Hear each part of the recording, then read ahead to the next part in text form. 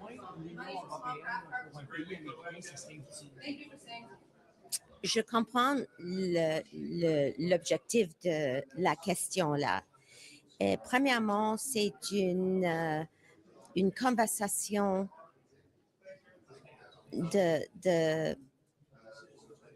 d'avoir plus de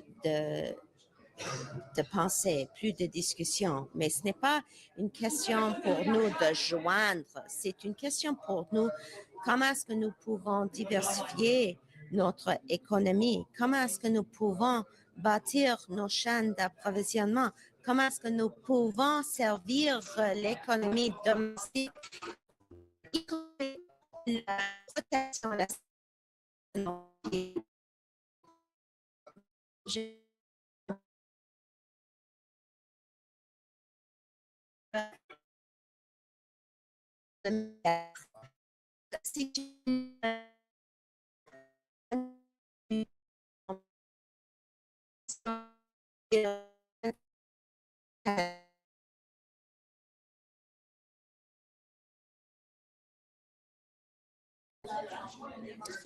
Ça, ce n'est pas l'objectif pour nous comme Canadiens. L'objectif est de comment est-ce que nous pouvons utiliser notre diplomatie et nos intérêts, nos relations internationaux pour servir les intérêts domestiques. Donc, c'est canadien. Comment est-ce que nous pouvons pousser les intérêts canadiens sur l'échelle mondiale? Et ça, c'est mon objectif, de continuer de faire ça. Pourquoi c'est pas notre objectif de faire partie de l'Union européenne? On serait peut-être les bienvenus. Mais nous avons déjà trouvé des moyens où on peut servir économique domestique. Par exemple, nous sommes dans le SAFE, par exemple, pour nos entreprises. Nous sommes là avec le CITA. Ça, c'est un autre moyen où on peut domestique.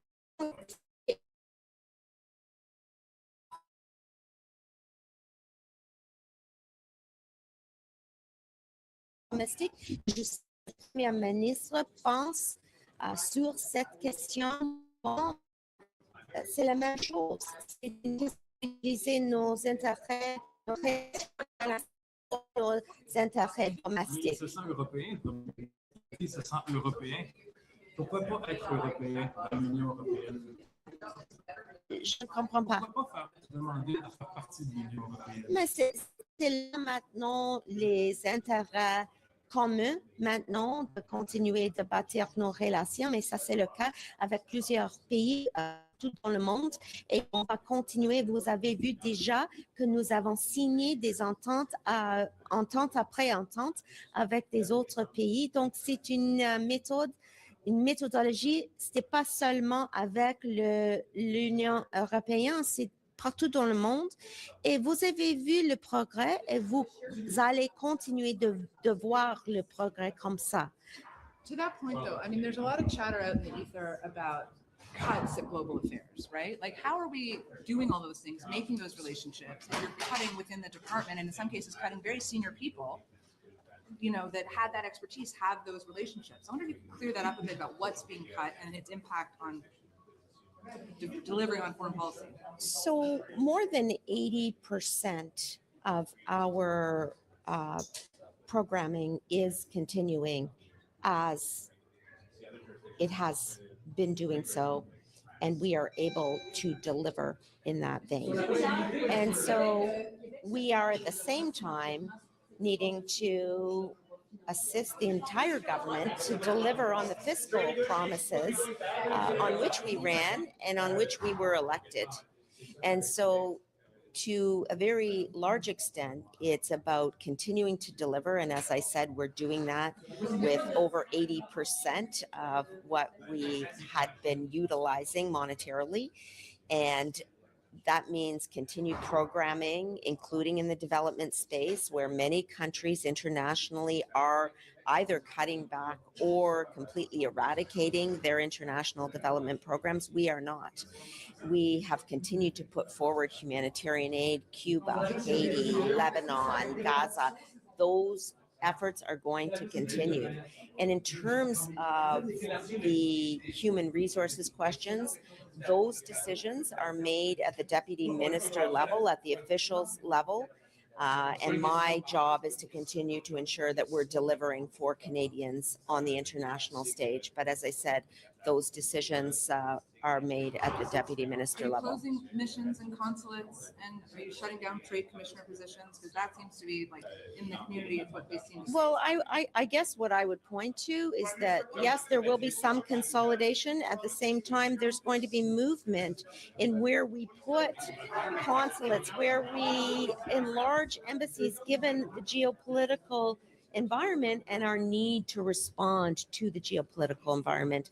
And I will point, for example, to the consulate that we opened in Nuuk, Greenland, at the beginning of February. That is a direct response to Canada's continued effort to have an Arctic presence. And you will see that we will open a consulate in Anchorage, Alaska in the coming months. So rather than thinking of it as shutting down consulates and embassies, we are reorganizing to meet the moment that the geopolitical environment demands. Thank you.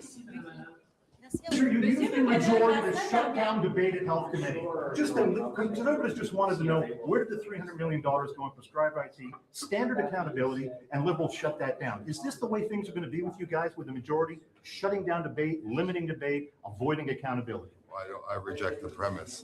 No one's shutting down debate. We're having lots of debate every day on a very ambitious legislative agenda. And je n'ai pas au comité, je peux pas commander les circonstances. You do not allow debate to proceed on just asking an auditor to come in and take a look at prescribed IT.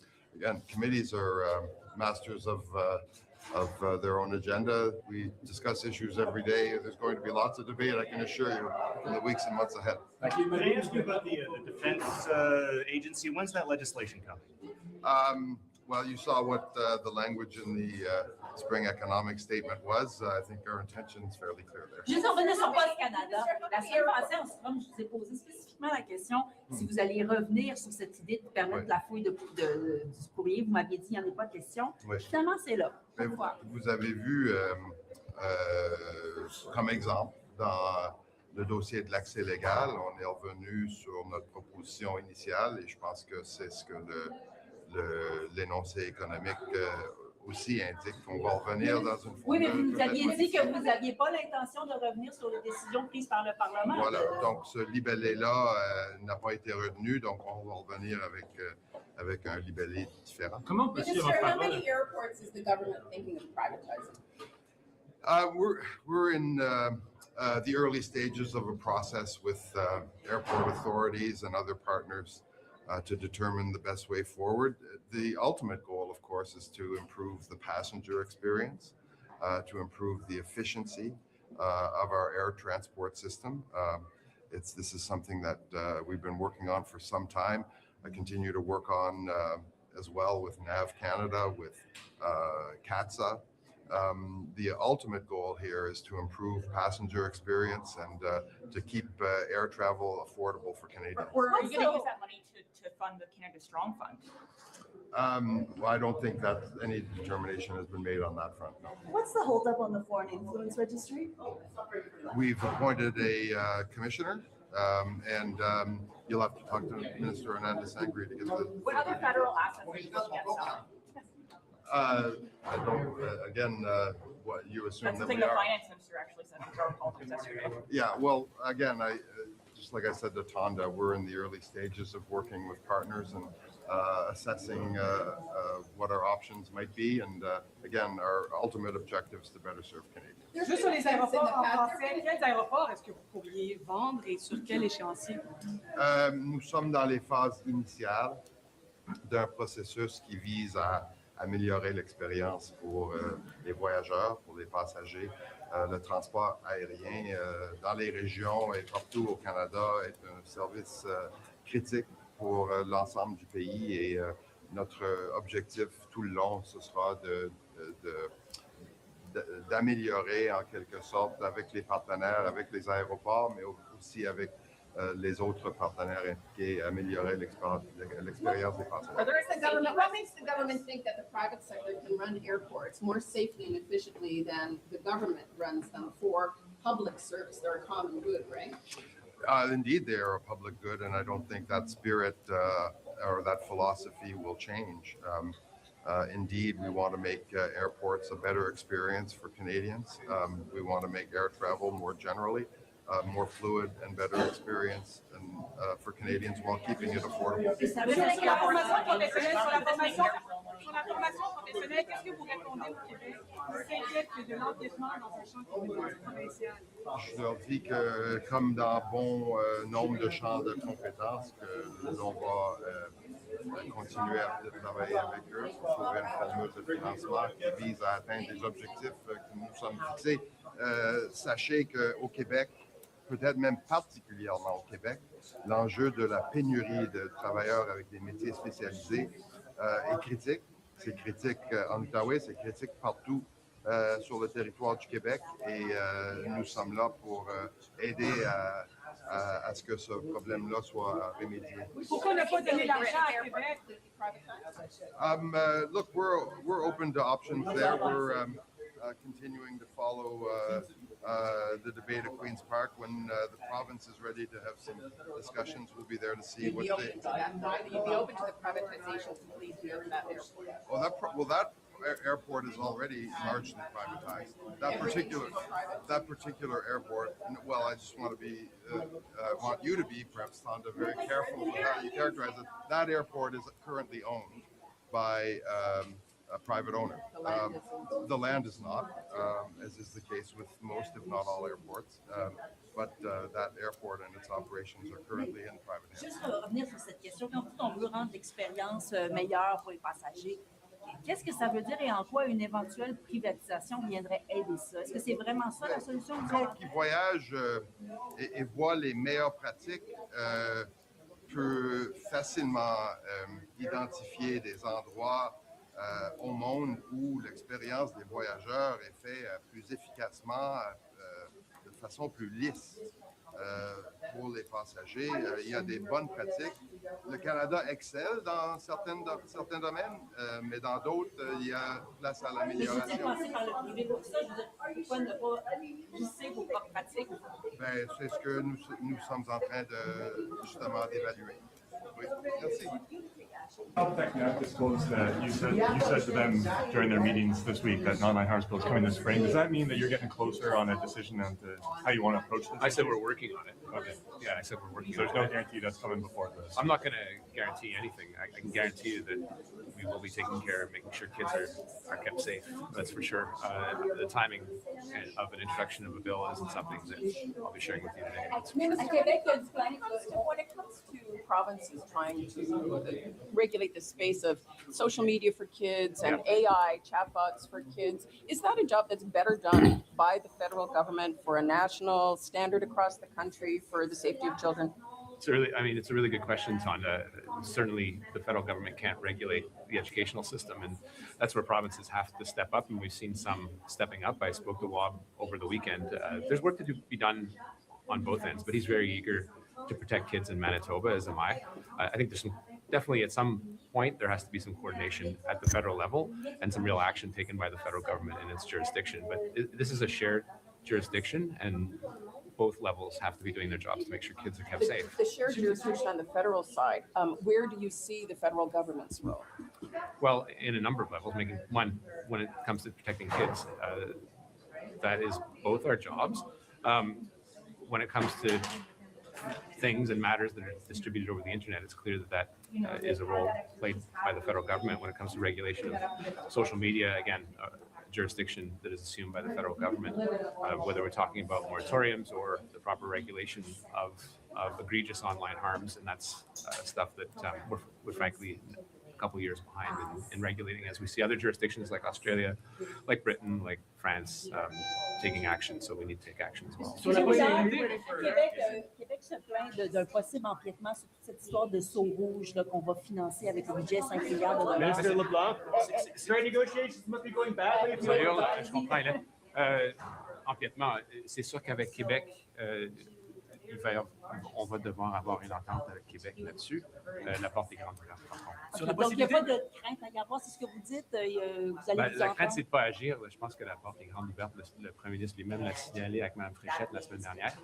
Il est prêt à conclure des ententes, mais c'est sûr que c'est une juridiction qui est différente avec Québec, tout le monde sait très bien.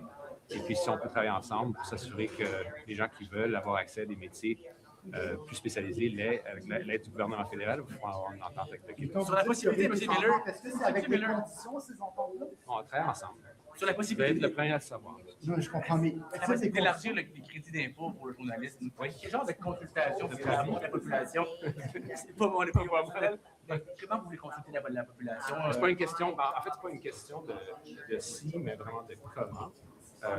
On sait que les médias journalistiques imprimés, c'est différent que l'audiovisuel et la radiodiffusion. La définition de ce qu'est un journaliste peut être différent. L'emblée de l'apporteur, je pense, c'est l'intérêt du ministre des Finances. Donc, comme l'a dit M. Champagne, c'est pas une question de si on va le faire. C'est très clair dans les conseils économiques qu'on va le faire, mais vraiment de comment. There's no new.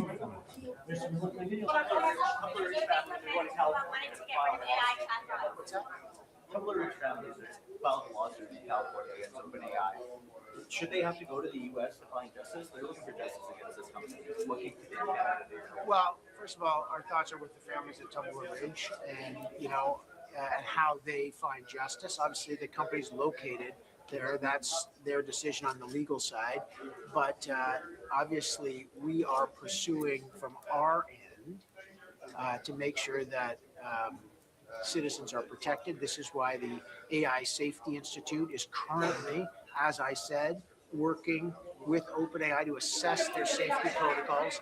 And as I said, all options are on the table when we come back on that. When it comes to online safety, Ontario is moving in the same vein, seems to be moving in the same vein as Manitoba when it comes to banning. Should the federal government my colleague Mark Miller and I are looking very closely at all options on the table, including at how to regulate online harms. And you can talk to Mark Miller about that, but absolutely, we are looking closely on that, and there's options on the table. What's the technology of AI that provinces want to ban it in children because they think it's so dangerous? Well, look, we've seen I have 2 kids, and we've seen the impact of social media on kids. And I think there's real data that parents are asking governments to take some kind of action. What that action is, where the regulation will come, we are looking at lots of different options on the table, but we know that the impact of social media and AI chatbots are the same. We're looking very close at that. That's why we're in very close contact with the AI companies, and we are looking very closely to make sure our number one goal is to protect kids and to protect citizens and to make sure that this technology is a benefit to society. And you're going to see that for different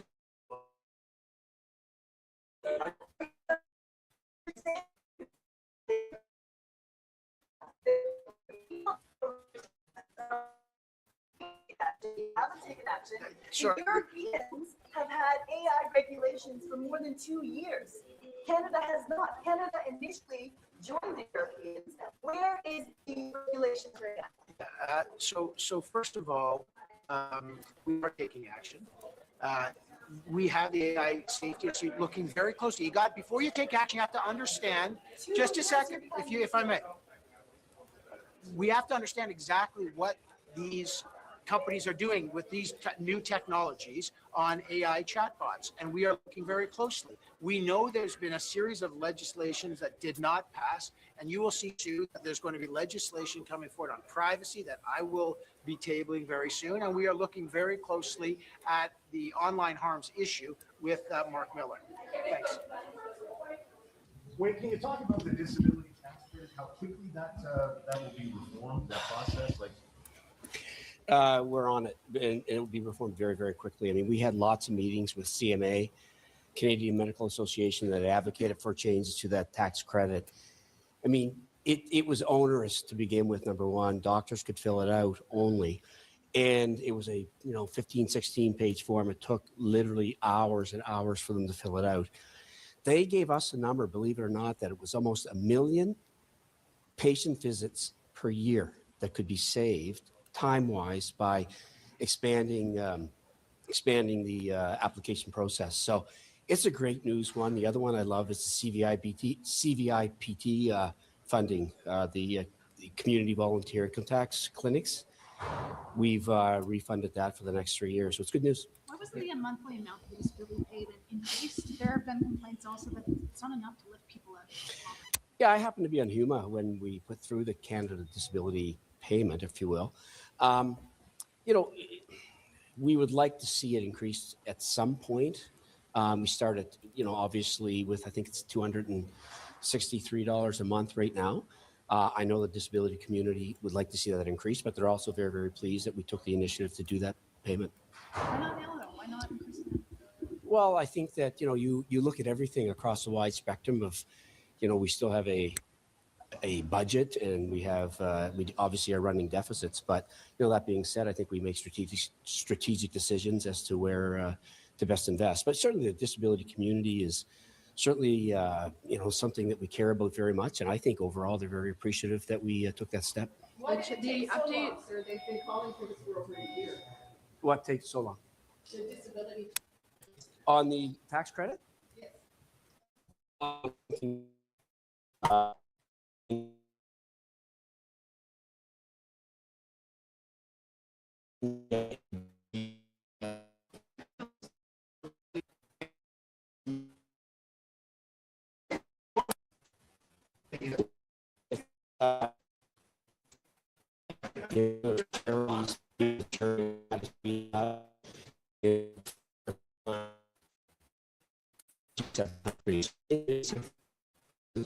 We're going to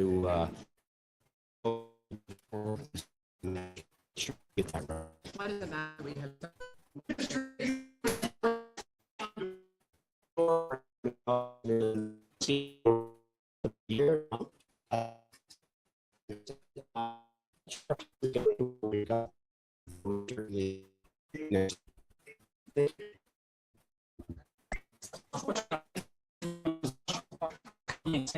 Pour l'aide climatique nationale, on tient les niveaux de la période de 5 ans précédente.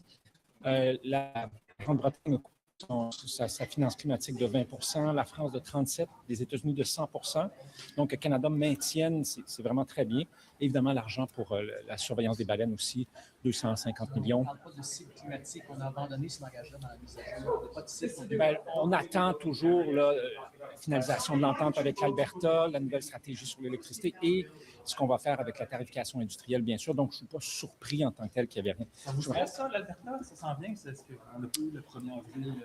Je pense que je me suis exprimé assez longuement là-dessus dans les pages de certains journaux canadiens la semaine dernière. Le fonds souverain et le pétrole, quand on parle de produits propres. Yesterday, it went in camera when they were talking about prescribed IT, something the Conservatives want to move into, and there's concerns about that in terms of accountability is what's being raised by the price. Well, I mean, parliamentary committees decide how they operate. And if they decided to go into camera, I don't know. I'm not, as you said, I'm not on the committee and I'm not familiar with the issue. But I think, for the Conservatives and the Bloc, they have lots of opportunities to raise issues, whether it's in committee, whether it's in the House, whether it's with the media. So I'm not particularly concerned about that. They tried to raise the issue voted to shut down the debate and go in camera. Is that dodging accountability? Oh gosh, I mean, when I was chair, they did things that were out of order, and then they voted to overturn my ruling. So, I mean, we can talk about political and party antics all the time. I mean, that's kind of how Parliament works. So, I mean, if for one day it's okay for them and one day it's not, I mean, it's a little bit rich, I think, for the Conservatives to be screaming about that. But they can come talk to you anytime they want because we do live in a free country where we have freedom of Croyez-vous qu'un parti qui dépose une motion pour aller in camera devrait minimalement expliquer c'est quoi l'objectif? Peu importe c'est quoi, peu importe le comité, peu importe l'histoire, est-ce qu'on devrait justifier minimalement pourquoi? Non, il y a plusieurs raisons pourquoi on doit aller en caméra pour discuter les choses. Et la raison pourquoi nous le faisons normalement, c'est pour assurer que c'est une conversation entre humains. Il n'y a pas de caméras là, puisqu'on peut quitter un peu la partisanerie pour avoir une conversation qui est plus réelle. Alors, à mon avis, il y a plusieurs opportunités pour les députés de faire leur opinion, de laisser savoir qu'est-ce qu'ils pensent pour poser des questions. Mais aller en caméra, c'est une partie normale du processus parlementaire. We need to continue to grow. We're going to continue to grow the military and grow the military reserves. And one of the things that's been very heartening since last June, when we put in place the pay that the women and men of the military deserve, or approaching their responsibilities, is the big increase in recruitment that's happened, the highest in 30 years. More to do, though. More to do in terms of the military, the equipment, the pay, and also the reserves as well. Can you grow the reserves in the next year or so with the way the this is a multi-year plan. We're dedicated to executing. I'm encouraged by what's happened over the course of the last year. Our ability, we said we'd get to 2% of GDP. We got to 2%. We've got the recruitment up. We've got things in place. We're working more closely with our allies. I'll reference, for example, the work we're doing with Nordic allies and others in NATO on Arctic security. So we're making progress. We're hitting our marks, but there's a lot more to do. And so I will hold me to making progress there, and we'll Search mail being put in a financial plan. I've never been there. Why is it significant when you're going? How about searching mail? Why is it in the financial document? Again, ask you about the disability tax credit. Sure, yeah. What do you think that the streamlining of this tax credit is going to do? Well, I think it's going to help a whole bunch of people, new people that maybe have found the disability tax credit too difficult to get. It adds certain disabilities. It also adds a number of practitioners that can provide the support to get access to the credit. And ultimately, that is what unlocks other benefits that people can access, including the disability benefit.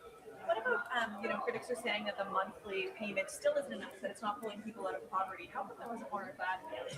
Well, look, this is, first of all, an update. It's about telling, Canada how we're doing in terms of some of the targets and fiscal measures that we've put into place already. Obviously, commenting about Canada's fiscal growth and our relative strength in compared to our G7 partners.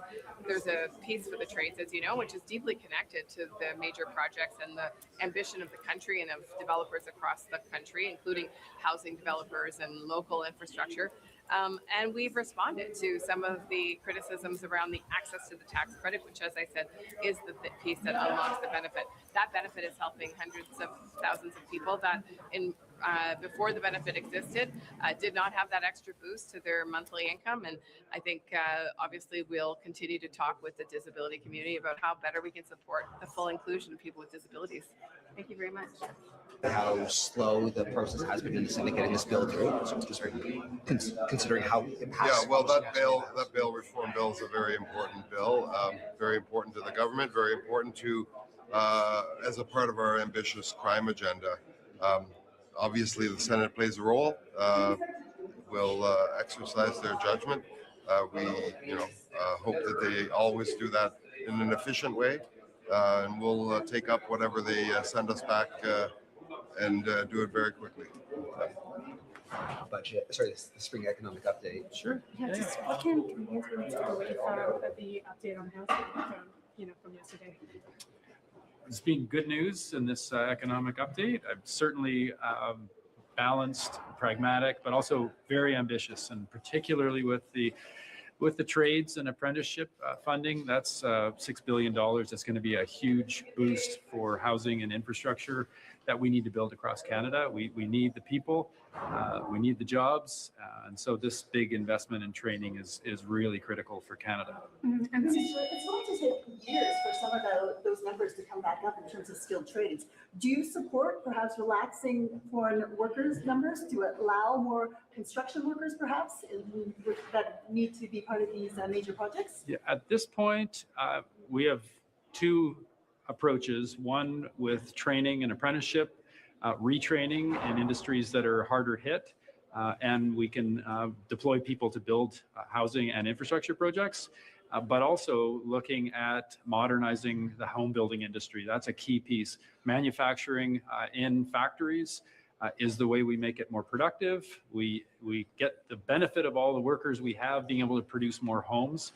So those two right now are our main strategies, and we'll look to the future for decisions around temporary foreign workers. And Do you think there needs to be more automation, perhaps, when you talk about modernization? Like Yes, when you go to yes. Asia, there's robots doing the work.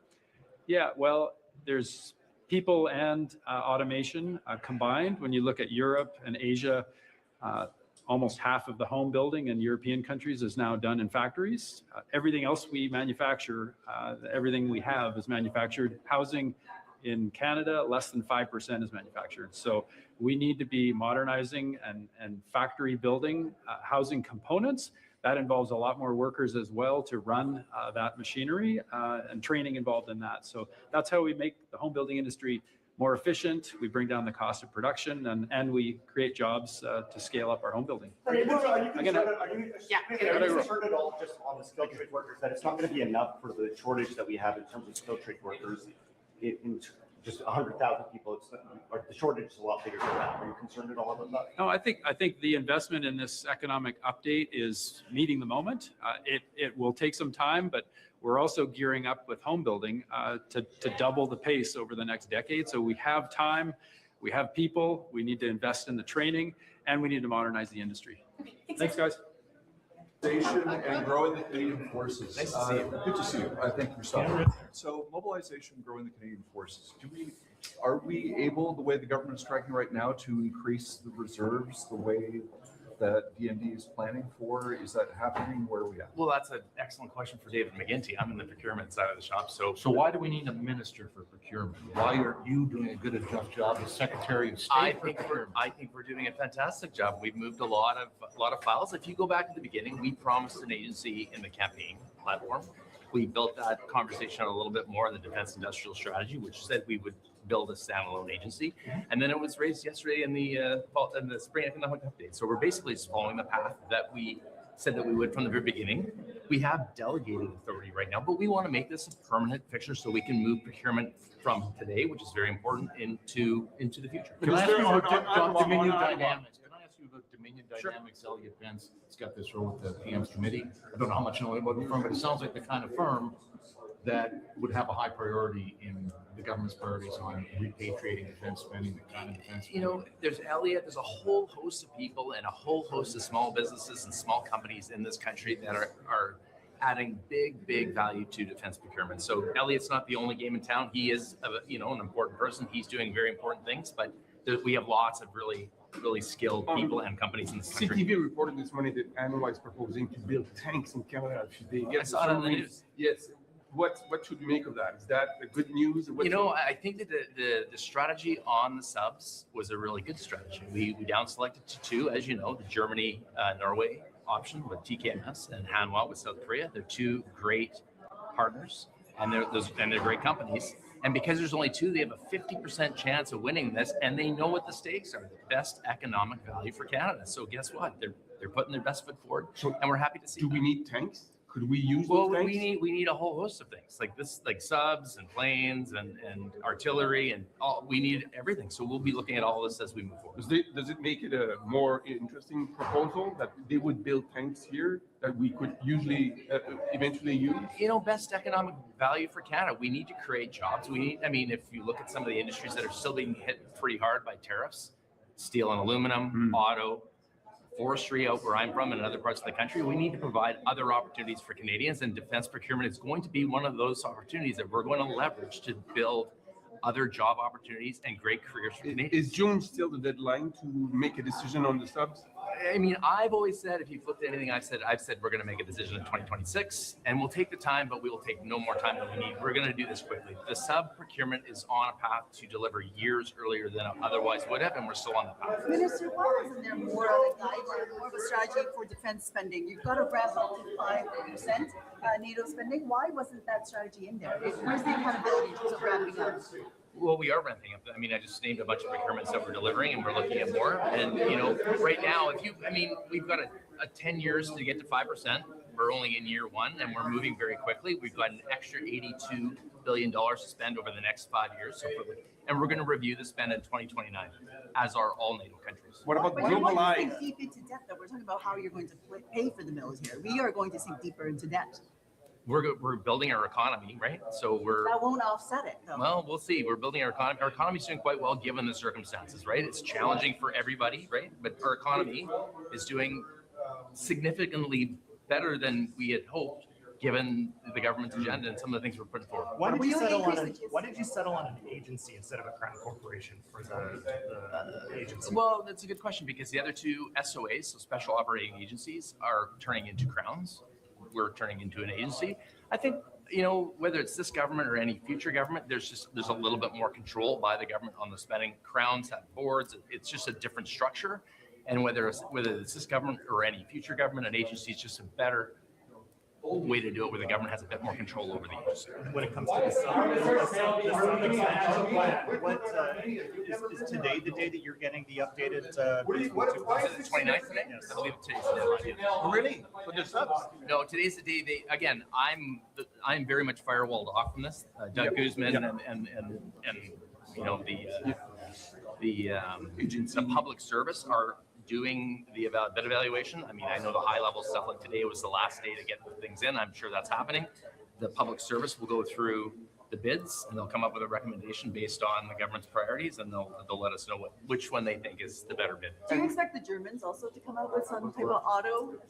Don't know. I mean, they better hurry if that's the case because today's the last day that they have the opportunity to do that. And the fact that GlobalEye and Bombardier and Griffin could build GlobalEye for NATO, is this more thing proof that your strategy is working? Or? Well, let's just talk about this for a second. Canada has a very, very good aerospace capability. We're one of only a handful of countries in the world that can design, build, and certify a transport category aircraft. That's a big deal. And we want to hang on to that.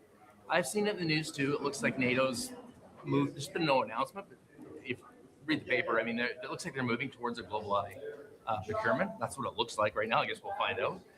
Sweden's been in NATO for a couple of years. They fly it. France actually has a purchase order for 2 and an option for 2 more. This is very, very good for Canadian aerospace.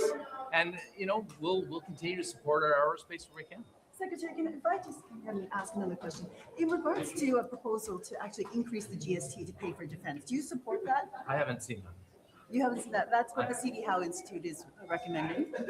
I mean, everyone can have an opinion on what we True, do. I haven't heard that. You said that that possibly our economic plan could pay for the military increases, but that's, economists don't think that's the case. But we're looking at defense as we are with housing, as we are with major projects, as an investment opportunity, right? We need to give the CAF the capabilities they need to do the job. So we ask them to do. That's never changed. That's still the case. But we're now adding these different lenses to procurement, right? Which is, can we build it here? The answer is yes, we're going to build it here. If not, who can we partner with? So there's economic activity and positive economic consequences to building stuff in Canada using Canadian companies and Canadian workers. And that's what we're going to do. And there's a positive spin-off to that. So this government is willing to borrow more, basically. We're willing to do what we have to do to meet our targets and to stimulate our economy. This is the space that we're in. Should you start telling Canadians just how much you're going to have to borrow? I think we've already talked about that. I think we're going to equip our forces to do what they need to do because that's our responsibility. And we're going to do it in a way that's thoughtful and gives Canadian workers and Canadian business the best opportunity they can to benefit in the process. That's what we're doing. That could increase our deficit. It could, but maybe it won't. We'll see. Thanks. All right, there you have it. And don't forget to like, follow, and subscribe. We'll be back. Have a good afternoon. Bye-bye.